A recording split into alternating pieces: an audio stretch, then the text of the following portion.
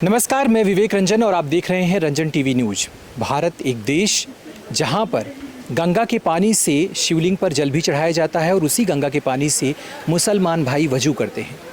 लेकिन उत्तर प्रदेश की सरकार ने एक नियम लाया है जिसमें कहा गया है कि सावन के महीने में जो कांवड़ यात्री शिवलिंग पर जल चढ़ाने जा रहे हैं वो रास्ते में किन्हीं जगहों पर रुकते हैं, खाना खाते हैं, आराम करते हैं। इसके लिए ज़रूरी है कि दुकानदार अपने नाम लिखें या दुकानदार का जो मालिक है वो अपनी दुकान के सामने बोर्ड पर अपना नाम लिखे।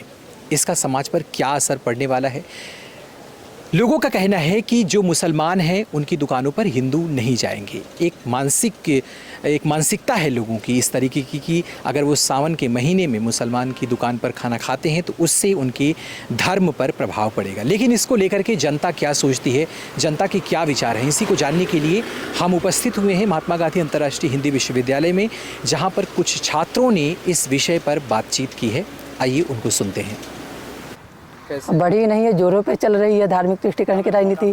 जैसे अभी सावन के महीना शुरू हुआ है, इसमें हमारे मतलब बिहार के सटे प्रदेश उत्तर प्रदेश में एक साधु मुख्यमंत्री हैं जो कि नहीं होना चाहिए, और पूरा अपने सनातन को प्रचार प्रसार के लिए इस बार ऐसे कर दिए हैं जो वहाँ पे जो कांवड़ यात्री जा रहे हैं तो वहाँ पे वो बोले हैं जो भी दुकान होगा कांवड़ यात्री देख के खरीदेगा, कोई मुस्लिम का दुकान ना हो, इसलिए वो बोले हैं जो अपने दुकान के आगे नाम लगाना है।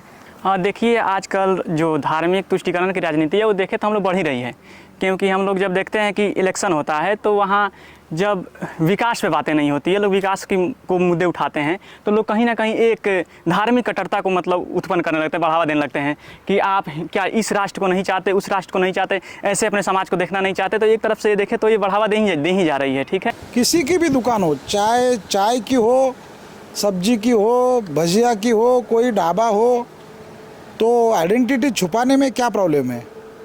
आइडेंटिटी बताने में क्या प्रॉब्लम है?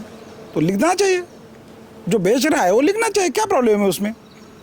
सरकार की मंशा ऐसी है कि ये धार्मिक पूरी तरीके से बनाना चाहती है। वो कुल मिला के ये आर्थिक बहिष्कार रखना चाहती है, जैसे कि दलित हो, पिछड़े हो, और ये धार्मिक जो लोग हैं उनको कुल मिला के ये करना चाहती है कि आने वाले समय में एक अभी जो माहौल बना है उसका इम्पेक्ट आने वाले समय में इकोनॉमिकल पे पड़ेगा। पता कि पहले से नाम प्लेट चलती आ रही थी, लेकिन अचानक बीच में क्या हुआ था कि कुछ गड़बड़ियाँ हुई।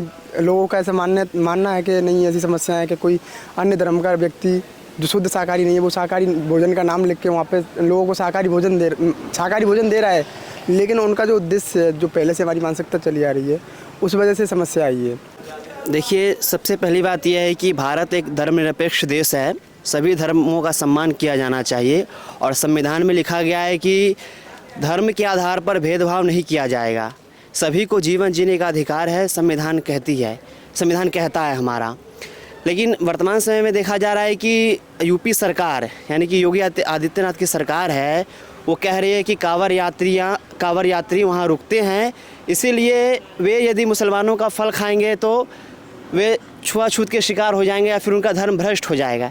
ऐसा नहीं है, वे फल कहाँ से आ रहे हैं ये भी हमें देखना होगा। एक मुसलमानों के बागान से आ रहे हैं कि हिंदू के बागान से आ रहे हैं।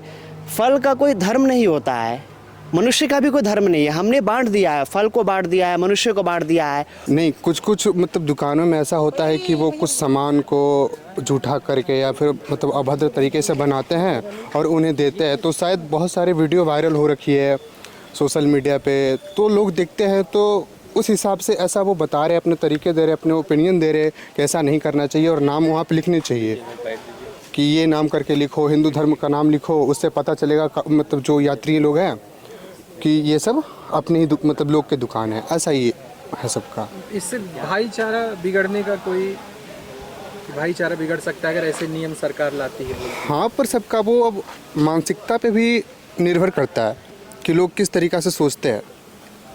चाहें तो मेरी राय में ये है कि जैसा कि एक देश है, एक देश संविधान से चलता है, मानना यही है, और संविधान में जो चीज़ें हैं खास करके धर्मनिरपेक्षता को लेकर, तो धर्मनिरपेक्षता तो लागू होनी चाहिए, ना कि आप किसी खास धर्म को या किसी खास व्यक्ति को आप टारगेट करें उसके नाम से या उसके जाति से या उसके मजहब से। तो इससे समस्या ये होगी कि अगर आप एक व्यक्ति को टारगेट करेंगे तो उस व्यक्ति को कहीं ना कहीं समाज में लगेगा कि मैं कहीं ना कहीं नीचे स्तर का व्यक्ति हूँ। तो ये थी लोगों की मिलीजुली प्रतिक्रिया, जिसे महात्मा गांधी अंतर्राष्ट्रीय हिंदी विश्वविद्यालय के छात्र इस प्रतिक्रिया को दे रहे थे कि वो सरकार के इस निर्णय को किस हिसाब से देखते हैं। ऐसी खबरों के लिए हमसे आप जुड़े रहिए, देखते रहिए रंजन टीवी न्यूज़ और फॉलो करिए हमें फेसबुक और यूट्यूब पर। कैमरामैन शिवम के साथ विवेक रंजन।